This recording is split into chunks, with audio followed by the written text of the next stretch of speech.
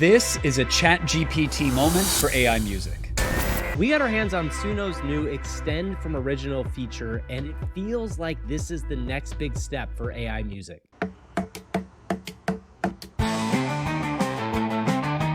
We're going to show you how it works, we're going to let you hear some samples, and of course we'll discuss the future of music creation. Until the music industry shuts it all down, baby. This is AI for Humans. Suno gave us early access to a brand new feature. It's Extend Original Audio. They may come up with a way sexier name for it, and I hope they do. Right now. It's very much rough and early access and already super impactful. I was blown away by what this thing does.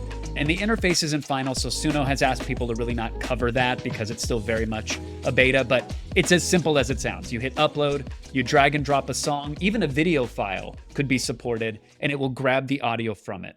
From there, you tell it where in the track you would like to extend the audio from, and you create just like you normally would make an AI song, meaning you can give it lyrics if you like, you can tell it to be instrumental, and then of course, Gavin, you have to prompt the song. Tell it, is it an 80s synthwave classic? Is it an orchestral soaring masterpiece? Or is it a country redneck power ballad? I love those country redneck power ballads. Kevin, you sent me some incredible songs over the weekend, but I do want to start first by something that I thought was actually kind of meaningful to you, which is that you, surprise, surprise, everybody, Kevin Pereiro is a musician, and he does have a music background as well. Kevin had a track from like the mid-2000s that you were like, I want to see what it can do with this. I'm still trying to process exactly how it felt and why it felt that way, because you and I have played with generative art and AI for a long time. What level of ownership do you feel over an image that you get out of Midjourney or Stable Diffusion?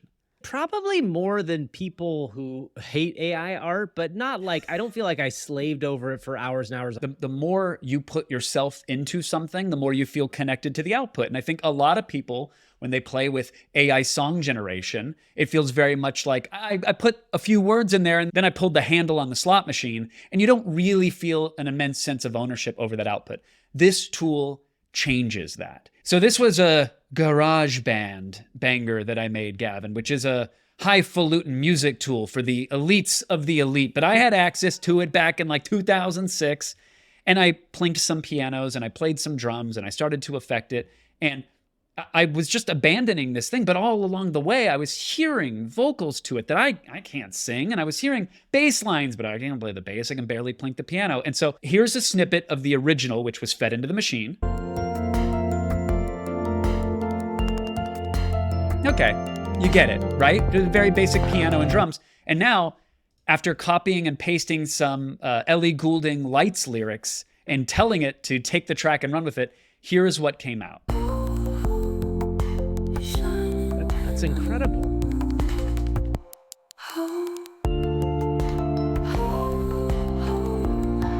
Okay, so that's amazing, right? Obviously, listening to this, you can just tell this is already going to be an insanely powerful tool for musicians to play with. But also, like you said, like I like to noodle with music as well, too, and play around with different things. I also listen to a ton of music, grew up listening to a ton of music, play guitar briefly, a little bit.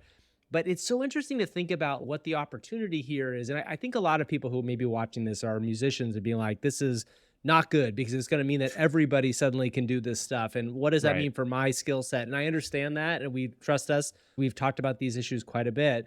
But I think you have to also think about the opposite end, is that what does it mean to onboard a huge amount more people who might feel like a connection to music that feels slightly different?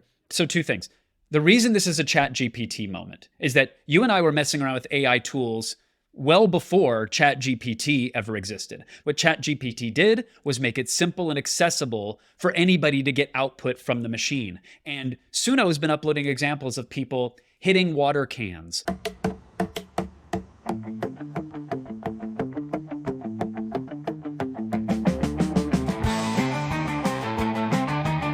or humming,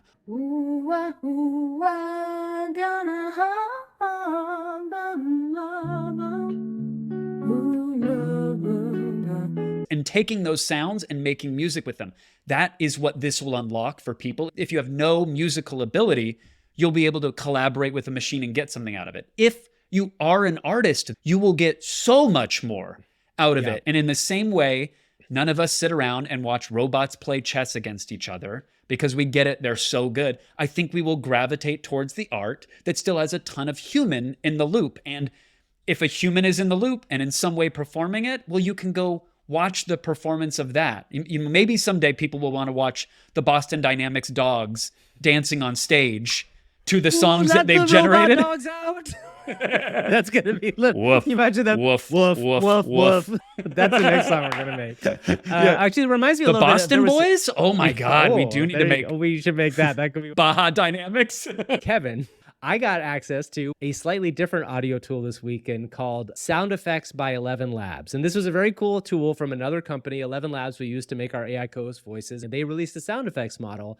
Of course, the first thing that I did when I got access to this was I asked it to create an exceptionally large fart sound. And it gave me 4 different fart sounds. As a middle-aged adult, this was the funniest thing I possibly could have done with it.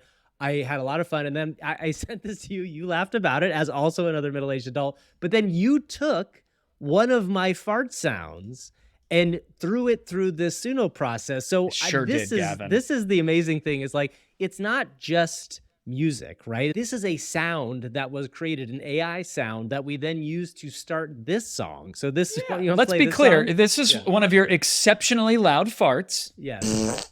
Beautiful that you were able to collaborate with a machine and make such art. And then I took that, made it slightly rhythmic, fed it into the Suno machine and said, give me a booty blast banger.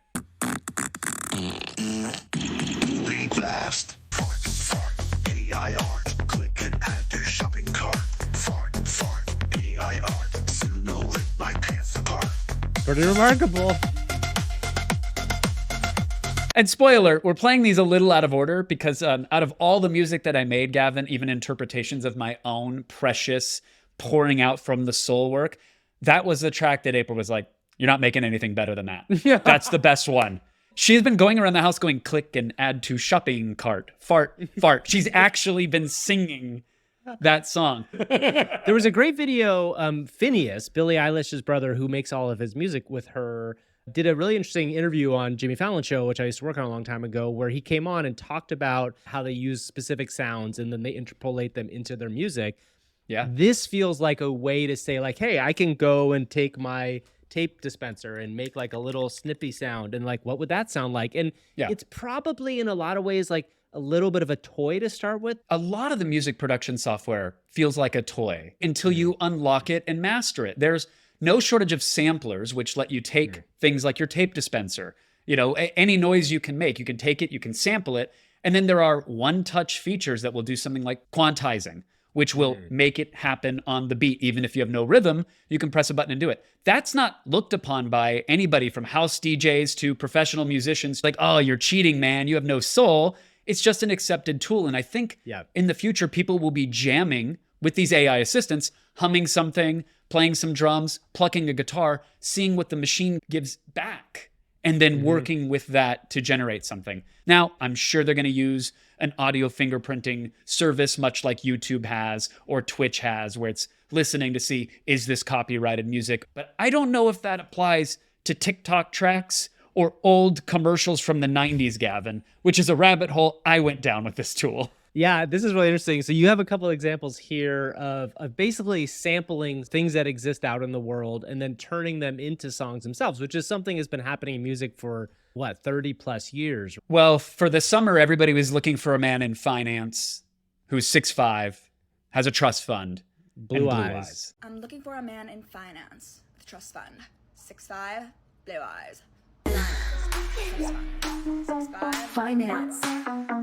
Trust fund. 6'5", blue eyes. Blue eyes. Finance. Trust fund. 6'5".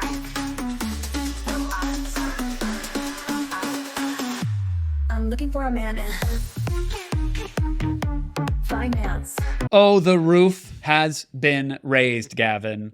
Yes, this was yes. Girl on Couch from TikTok Yep. saying that she made a banger, sort of rhythmically saying a couple words, but TikTok, man, the community took it. They ran with it. YouTubers did the same. And what's cool about this is, again, it gives that example of like an AI tool might allow thousands more people to play with this. And now, granted, I don't think Kevin and I are saying that this is better than those in any sort of way, but as a tool and an onboarding device for people to music, it is actually a really interesting idea. That's right. And man, sometimes you get an earworm, you get a jingle from the past stuck in your head. The J.G. Wentworth thing. I was in Northern California, so I know it blanketed the West Coast, but it was this operatic anthem about needing cash. So you got to call J.G. Wentworth. And so I put a little bit of that into the old machine. And what's astonishing here, Gavin, is the way I gave it 15 seconds of the song, and it immediately grabbed onto the sing-songy nature of the verse and the epic booming chorus. So of course I made a whistleblower's anthem about working for Boeing. I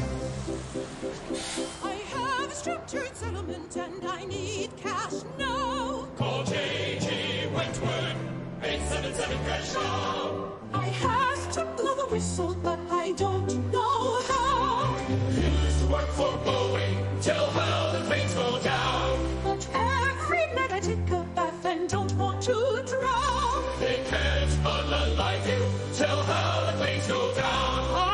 You could hear the way the tool is grabbing the audio and running with it. The AI tools have a lot of parallels with each other, Gavin. So with image generation, you got basic, put in some text. Maybe you get a picture of that text on the other side. And then the tools got really good. And you can have custom models. You could in-paint. You could out-paint. You could then move to video. The same things are happening to audio. And this is an example of that. The text in to low quality, compressed, tinny audio out has already gotten much better, right? We're very close to CD quality across the board. And now we're starting to see the other tools unlocking. This is basically audible in-painting. And then we're going to get to custom models where you can have your own model trained on your style and get that out of the machine.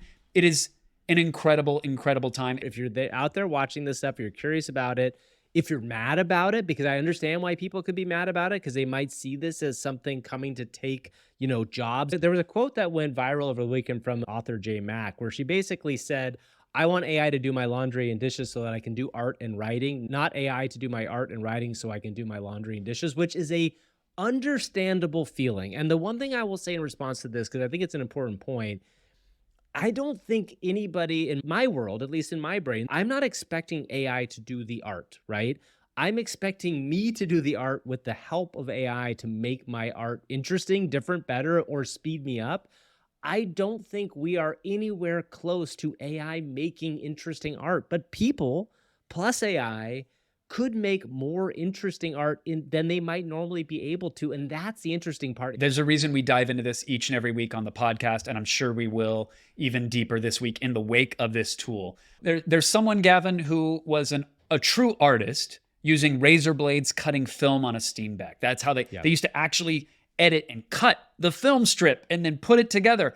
They were artists and they learned how to master that craft. And then along came digital editing, and it didn't ruin the art by any stretch. It opened up everybody to being an editor. And there are going to be pitfalls along the way. It is not going to be perfect, but I think this is going to be the future of creation. I really do. And I think it's going to onboard a lot of people. And I think we're going to see some amazing human art empowered by these machines. If you have any questions or thoughts, drop them in our comments below, and please subscribe to the YouTube channel. We're here every couple days now on our YouTube channel, having fun. And as always, Thursdays is our main show. It comes out on YouTube and on podcast. Please go listen. It's called AI for Humans. We very much appreciate every single one of you watching this.